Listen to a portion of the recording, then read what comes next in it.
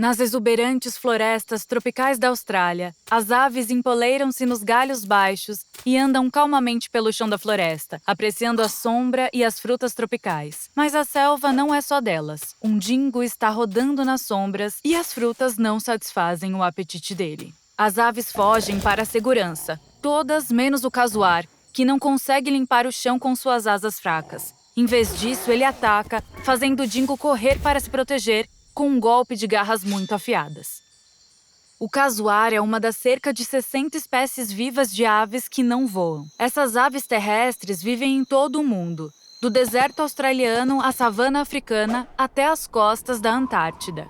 Elas incluem algumas espécies de pato e todas as espécies de pinguins, moradores de pântanos fechados e avestruzes velozes, emus gigantes e minúsculos kiwis. Embora o ancestral comum de todas as aves modernas conseguisse voar, muitas espécies diferentes de aves perderam seu voo de forma independente. O voo pode ter benefícios incríveis, especialmente para fugir de predadores, caçar e viajar longas distâncias.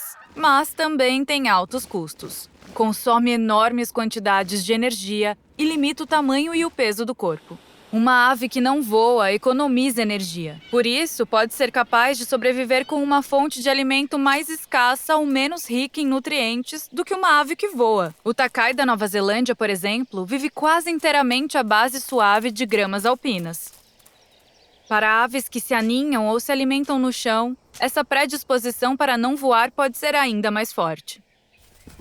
Quando uma espécie de ave não enfrenta pressões específicas para voar, ela pode parar de voar em apenas algumas gerações. Então, ao longo de milhares ou milhões de anos, o corpo das aves muda para corresponder a esse novo comportamento. Seus ossos, uma vez ocos para minimizar o peso, tornam-se densos. Suas penas resistentes transformam-se em penugem. Suas asas encolhem e podem até desaparecer completamente. E a saliência, semelhante a uma quilha em seus externos, onde os músculos do voo se ligam, encolhe ou desaparece. Exceto em pinguins, que reaproveitam seus músculos de voo e quilhas para nadar. Na maioria das vezes, a ausência de voo evolui depois que uma espécie de ave voa para uma ilha onde não há predadores. Enquanto durarem essas circunstâncias livres de predadores, as aves prosperam, mas são vulneráveis a mudanças em seu ambiente. Por exemplo, colonizadores humanos trazem cachorros, gatos e roedores clandestinos para as ilhas. Esses animais costumam atacar aves que não voam e podem levá-las à extinção.